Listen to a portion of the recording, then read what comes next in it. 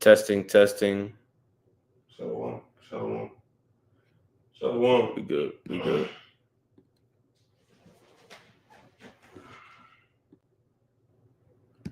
All right, Shalom. Shalom. First and foremost, want to give all praises, all honor, all glory to Yahweh, Ba'ashem, Yahushai, Ba'ashem HaKakodash. Double honors to the elders and apostles of Great Millstone that taught us this truth. And Shalom to the hopeful elect. All right, the Akyam and Akwaf scattered around the four corners of the planet Earth, who are Israelites that have returned to the obedience of the scriptures in these latter days. All right, wherever you may be. All right, and via prophecy, via the volume of the book, we understand that Israelites in today's time are going to come back. All right, looking, various complexions and shades. All right, due to the fact that we were scattered. All right, so this isn't a Black Hebrew Israelite thing. Matter of fact, that whole term in itself is really a psyop. Yep. All right, and is in opposition to what the scriptures say.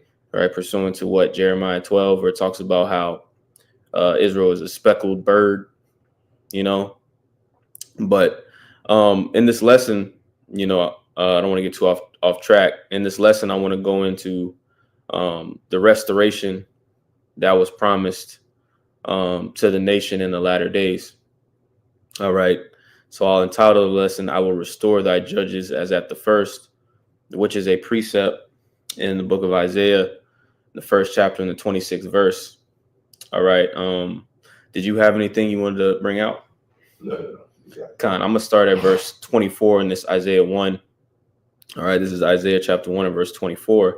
It says, therefore saith the Lord of hosts, the mighty one of Israel, I will ease me of mine adversaries and avenge me of mine enemies. All right. And we see that taking place. All right. With the Lord lining up World War III. All right. With the Lord lining up, famine, pestilence, plagues, and the sword. Right. We see the Lord setting the stage basically for mass deletion, mass death, man. That's not an accident. That's not random. You had something? Well, I was going to say, the spirit party, how about Shmuel Shai? He has Esau in a ultimate trick bag.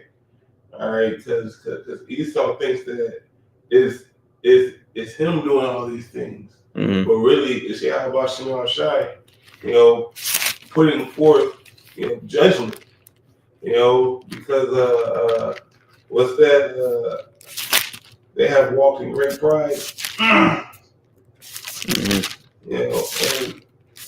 Babylon Great, is one of the pridefulest nations that are on the face of the earth right now. All right, even though all of them have their instances of being proud, but it's going to all culminate through the spirit party of Shmuel Shai to execute judgment upon this earth through his men. You got it. Khan, this is back in Isaiah chapter 1, and it says in verse 25, it says, and I'm gonna read verse 24 again. It says, therefore saith the Lord of hosts, the mighty one of Israel, I will ease me of mine adversaries and avenge me of mine enemies, and I will turn my hand upon thee. And if I can make a point on that too, the Lord's enemies aren't just that of the heathen. All right. Now we know our enemies. All right. Pursuant to the book of Psalms 83. Right. That outlines, the enemies of the nation of Israel. All right. But we got Israelites that are enemies too. Yep. The 2/3. Right. The 2/3. All right. These hirelings. Yep. All right. That are mangling the word, making merchandise of the ministry. All right. The scriptures say what? He that I want to butcher it. He who is not with me is against me, man. There is no gray area in this thing. All right. Let me get that real quick just so I don't butcher it. This is the book of Luke, chapter 11 and verse 23. It says, he that is not with me is against me, and he that gathereth not with me scattereth. Fraud. Right. You got a point? Nah. You got it. Come on. I'm gonna read this again. It says, I will ease myself of mine adversaries and avenge me of my enemies, and I will turn my hand upon thee and purely purge away thy dross and take away all thy tin. All right. Now that's talking about basically the purging process that the elect and the remnant are going to have to go through. You know, we're going to have to be put through the fire. We're going to have to go through the straight gate. All right. And like the elder Michael Allah said in the lesson last night, it's not going to be pretty. It's not going to be cute. All right. But the scriptures say what? He that endureth to the end, the same shall be saved. You know, you had anything? Well, you went into taking away the dross and the tin. Mm-hmm. You know, those are extra. Right. Like, you know, like whenever you're burning something, you know, Mm-hmm. that extra something that is not worth. Yeah. All right. That's exactly what dross is. Yeah. All right. Like whenever you're trying to make a lean steak, you gotta melt away the fat. You know. So, hey, how about Shemel Shai is going to do that? You know, towards our enemies. You know, towards 2/3 of our own people. Yeah. You know? Something, it says, when you look up the definition, it says dross, something regarded as worthless, rubbish, nothing, chaff. That was the word I was looking for, chaff. Mm-hmm. All right, that chaff isn't going to do nothing for it, you know, but it's going to leave a bad smell in your how about Shemel Shai's nose. Yep. But you got it. That's it, bro. It says, this is Isaiah chapter 1 and verse 26. All right. And it says, and I will restore thy judges as at the first, and thy counselors as at the beginning. And afterward, thou shalt be called the city of righteousness, the faithful city. All right. So we're going to go into this verse in particular. We're going to, digest it a little bit. Verse 26. All right. So I'm going to read it again. It says, and I will restore thy judges as at the first. All right. So restoration. All right. The restoration of the nation is what we see happening now, and what has been happening, I should say, since the elders and apostles started pushing this word. All right. The restoration of the elect started to happen. Like the brother said earlier, 2/3, they'll come back, you know, as nutsack babies in the kingdom. Yep. All right. But they still have a controversy. The Lord still has a controversy with a lot of our people, you know. So the restoration is spoken about in Isaiah 44, for example. Okay, I'll read a verse out of that. This is Isaiah chapter 44 and verse 3. I really got to start at the top. It says, Isaiah 44 and 1, it says, yet now hear, O Jacob, my servant, and Israel, whom I have chosen. Thus saith the Lord that made thee and formed thee from the womb, which will help thee. Fear not, O Jacob, my servant, and thou, Jeshurun, whom I have chosen. And I want to say that word Yesharawan is in the Hebrew, means upright. Okay, and what makes us upright in these times? Really, the only thing that makes you upright is hearkening unto Yahweh Shai, being obedient and kissing the Son, man. That's what makes you upright. All right, and it's the verse 3. It says, for I will pour water upon him that is thirsty, and floods upon the dry ground. And I will pour my spirit upon thy seed, and my blessing upon thy offspring. All right. So this is the restoration that's taking place through the word. All right. The word represents water. All right. Or I should say water represents the word when you read the scriptures, you know, and like case in point, how we're in winter right now, everything is dead, you know, and we were in that, you know, we were in that dead state of mind. We were in a winter, a dark winter, you know. Our whole existence before hearing this truth was a dark ass winter. Yep. We were dead. But now through the word, through the watering of the word, life is beginning to spring forth. You know, you had anything? Just going into your an analogy, this dead winter is going to ensue, but seeds are being planted. Right. Right. So in the winter, seeds are planted. In the spring, seeds bud. They grow up. To be that mighty tree or that plant that grain that we will eat on in that time to come. Yep. So yeah, when you read that verse, that word restore is a shawab, which means to turn back. All right, but I also want to get this word first, because this word first will take you, to a couple precepts.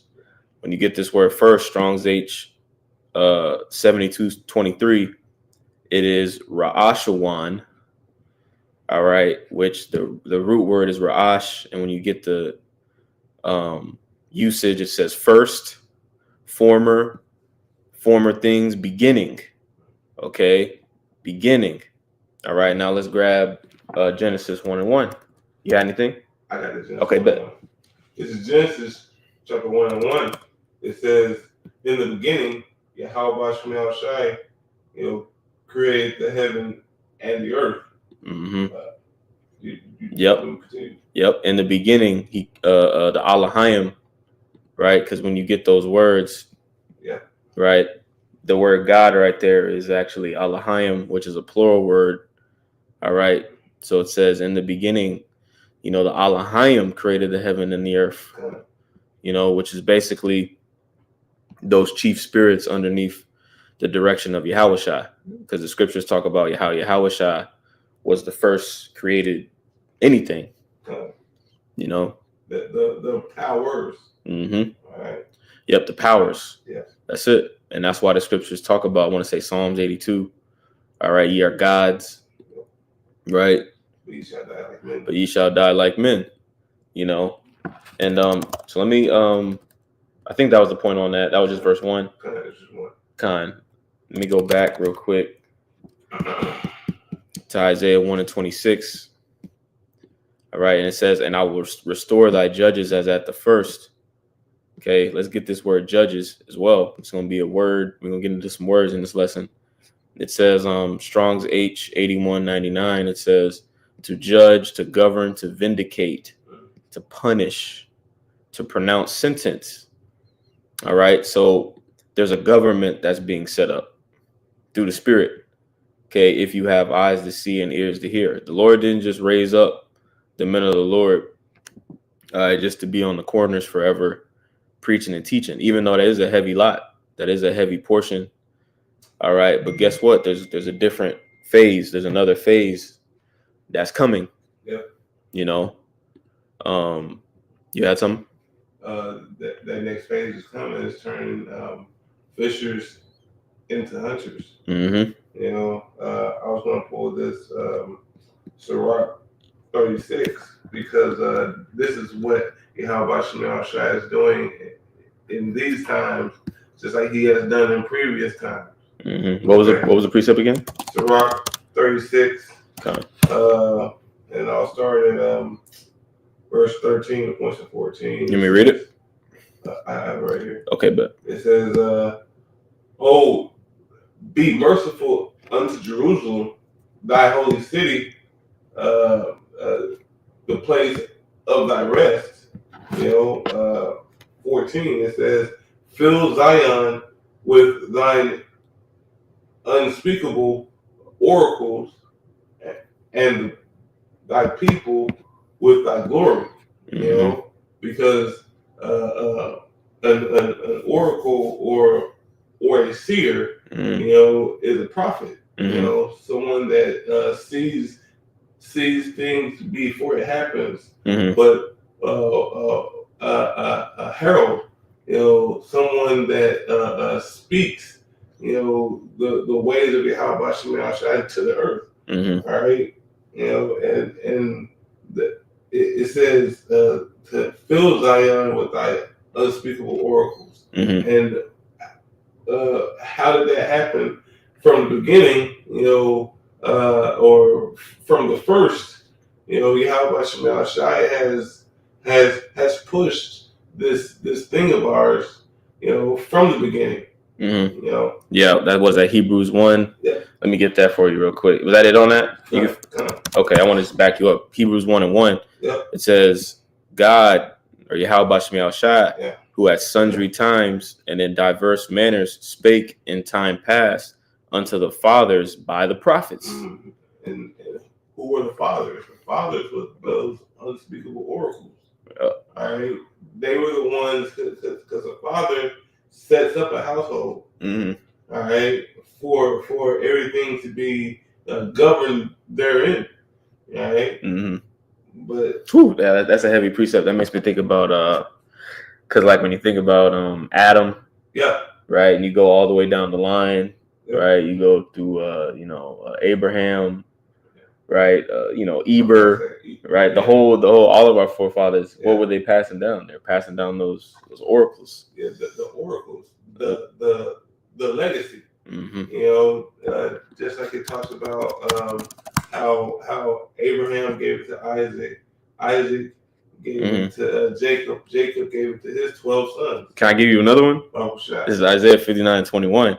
It says, "As for me, this is my covenant with them," and that word "covenant" is a heavy word too, because it basically means it's barayath. I want to say in the Hebrew, which basically means like an alliance, right? An alliance, an agreement. Yeah. Okay. So it says, "As for me, this is my covenant with them, saith the Lord, my spirit that is upon thee, and my words which I have put in thy mouth shall not depart out of thy mouth, nor out of the mouth of thy seed, nor out of the mouth of thy seed's seed, saith the Lord, from henceforth forever." And that came out of the mouth of the seed of Yahweh, all right, which is Yahweh Shai, which was the seed that was planted in the 12 tribes, all right, which is the seed that is about to bear fruit.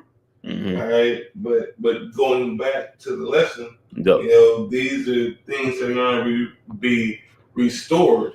Mm-hmm.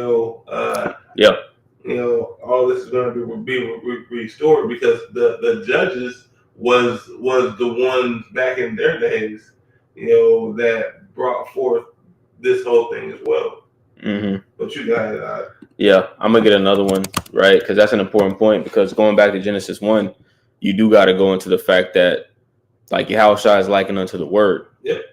So the Heavenly Father spoke everything into existence. This is Psalms 33:6. It says, "By the word of the Lord were the heavens made, and all the host of them by the breath of his mouth." Right, and the host of them is that's us. That's, Lord willing, that's us. That's the elect underneath the Word. Which is Yahweh Shai. Yeah, kind of under King David. Right. The 12 whole 9. So it's just like the Word has ensued and said. How the order is going to be set up. That's the spirit. That actually takes me to my next precept. You have anything? You got it. Okay, this is Matthew 19:28 or 27. It says, the subheader is the disciples' reward. All right, and really, when you just analyze the word reward, right? Meaning what? Again. It says, "Then answered Peter and said unto him, Behold, we have forsaken all and followed thee. What shall we have therefore? And Yahweh Shai said unto them, Verily I say unto you, that ye which have followed me in the regeneration, when the Son of Man shall sit in the throne of his glory," right, which is the house of David, throne of David. It says, "Ye also shall sit upon 12 thrones, judging the 12 tribes of Israel." And that's going to happen during the regeneration. Come back again. Generate. The genealogy or the gene or the genome. And that's only to one classification of people. Okay, which is the Israelites. Mm-hmm. All right, so everybody can't be on this. The first trip, everybody can't be on this in the nation of Israel on the first trip. Mm-hmm. All right, but heathens will be there. They're just not going to be in rulership mentality. They will be servants. Mm-hmm. Some servants will be higher than other servants. Mm-hmm. You know, just to make them notation as well. Mm-hmm. You know, because we got some people that's misconstruing, you know, the doctrine.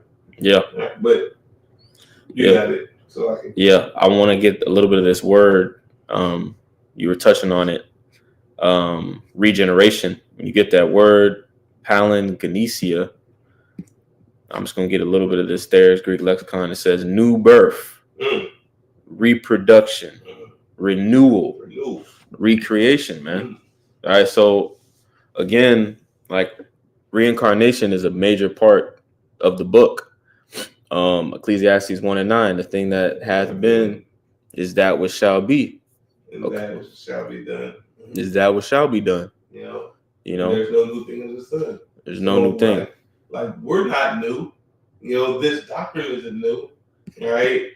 It's a song that never ends, bro. Mm-hmm. This is and that's the joy of this thing of ours, bro. Yahweh Shem Shai has put it into play. Right? And we're just living it out. Yep. A little bit more. It says the restoration of a thing to its pristine state. Woo! Its renovation as the renewal or restoration of life. And that's how Yahweh Shem Shai is going to set up the continuation of life. You know? Yeah. And it goes back to the word, like in Ecclesiastes 8, when it says the word where the word of the king is, there is power. Yep. You know, all this goes back to the word, man. The voice. The scriptures talk about the voice in other scriptures. You know, like that's our power source, the will of Yahweh Shem Shai, spoken. Which is why we preach. Is why what we do. You know, through the Spirit. You know, I have a quick one, and then I'm gonna go to the next precept. This is Psalms 22, verse 30 and verse 31. It says, "A seed shall serve him, and it shall be accounted to the Lord for a generation." All right, and we hope to be that seed. You know, we believe through the Spirit that if we endure to the end, we are that seed. You know, it says, verse 31. It says, "They shall come and shall declare his righteousness unto a people that shall be born, that he have done this." Right. So in this verse, or in these couple of verses, it's prophesying, it's projecting unto the future that there would be a seed in the latter days that will be born, and that would be declaring the righteousness of the Lord. All right, showing you that the Lord always planned on restoring the nation. He didn't cast away his people forever, man. Because you do got niggas, you got Christians, scholars, you know, teaching that replacement theology, man. Yeah. Mm-hmm. You had a point? Yeah, this is Wisdom of Solomon, chapter 10, verse 15 and 16. It says, "She delivered the righteous people, you know, going to the nation of Israel. Mm-hmm. You know, she delivered the righteous people and the blameless seed from the nation that oppressed them. You know, going to Egypt. You know, but now in decline times, days of Esau, Edom.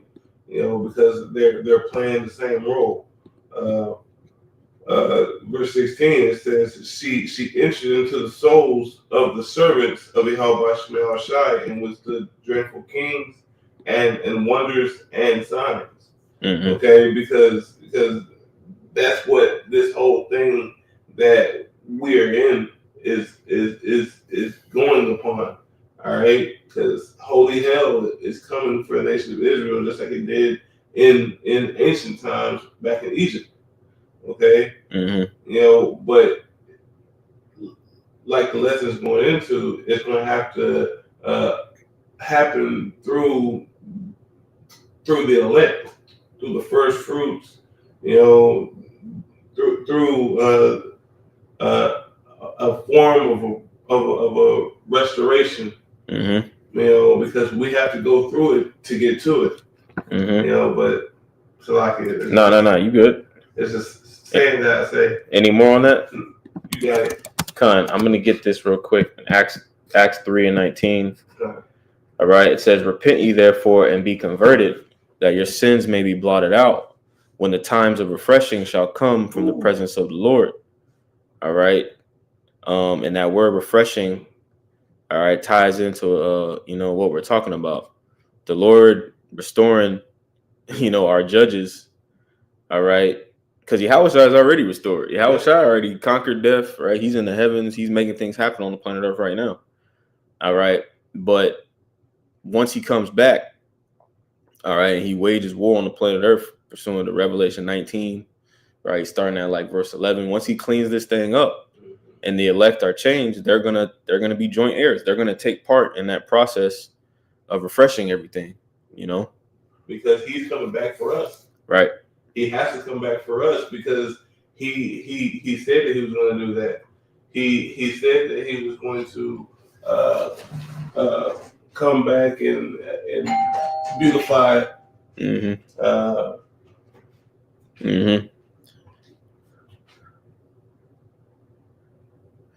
Yep. Who is it? Is somebody dropped my package. Oh, okay. I'm gonna read this again. This is Acts 3:19. It says, "Repent ye therefore and be converted, that your sins may be blotted out, when the times of refreshing shall come from the presence of the Lord, and he shall send Yahushua Hamashiach, which before was preached unto you, whom the heaven must receive until the restitution of all things, which the Most High have spoken by the mouth of all his holy prophets since the world began." And that links up with Hebrews 1:1 too. Those unspeakable oracles that were always tied to our forefathers, the chosen seed. Okay, so let's get another precept. All right, this is Revelation chapter 2, and I'm gonna start at verse 25. Okay, it says, "But that which ye have already, hold fast till I come." All right, and what do we have? What are we holding fast to, man? Faith. All right, we were given the faith. All right, it's one thing to hear the oracles, and it's a whole nother thing to believe them, to actually believe that they're going to happen and come to pass. So that's what we've been given, man, faith. All right, let me read that again. It says, "But that which ye have already, hold fast till I come." Because like it says, like the Lord said, faith the size of a mustard seed, or Hebrews 11:1, how it talks about how all of our forefathers used the faith that they had to increase through the Spirit, to go from glory to glory. It's not a light thing, the faith that any of us brothers have, whatever measure the Lord gave you, because that faith of mustard seed can move mountains. Right. It can topple governments. That's what we see happening. Yep. Verse 26, it says, "And he that overcometh and keepeth my works unto the end, to him will I give power over the nations, and he shall rule them with a rod of iron. As vessels of a potter shall they be broken to shivers, even as I received of my Father." All right. And this power over the nations is talking about the heathen, man. It's talking about heathen nations being dominated and subjected, right, under the throne of David, right? Because that's what happened in the beginning of this thing. David slew these other nations, right, and put them under subjection, right, so they can feed Israel, right. That's what they were there for back then, and that's what they're going to go back to. All right, and they just have to eat it. Yep. And I got a closer. Unless you got something? No, you got it. It's Psalms chapter 147, verse 7. Okay. It says, "Sing unto the Lord with thanksgiving, sing praise upon the harp unto our power, who covereth the heaven with clouds," which is manifold, which is multifold. Yep. All right, because it's going into the protection, the chariots. Yeah. I want to say in Isaiah 25, as birds flying. Yeah. You know what I'm saying? So let me read this again. Psalms 147:8. It says, "Who covereth the heaven with clouds, who prepareth rain for the earth," right? The rain, the water. the word, right? What is that in Deuteronomy 33, where it talks about the doctrine shall drop as dew. You know what I'm saying? Yeah, like Acts chapter 2. Mm-hmm. He will walk on the dry ground. Yep. Yeah. It says, "Who prepareth rain for the earth, who maketh grass to grow upon the mountains." You know, and that's growth. Where is that growth happening? That growth is happening with the brothers, with the men of the Lord. You know, grass to grow on the mountains. You know, it says, verse 9. It says, "He giveth food, or he giveth to the beast his food, and to the young ravens which cry." Matter of fact, is this what I wanted? This ain't what I wanted. I don't think. This is I must have wrote down the wrong. Oh, I'm in 147. I'm supposed to be in 149. This is Psalms 149. Excuse me. But it still got it. God, because I was gonna link this up with Revelation 2. It says Psalms 149:7. I'll start at verse 6. It says, "Let the high praises of the Most High, Yahweh Shem El Shai, be in their mouth, and a two-edged sword in their hand." Right, and that starts with the word. Right, we don't have actual swords. We chilling. We sheep, man. Yeah. All right. That, Hebrews 4:12. Right. You know. Right.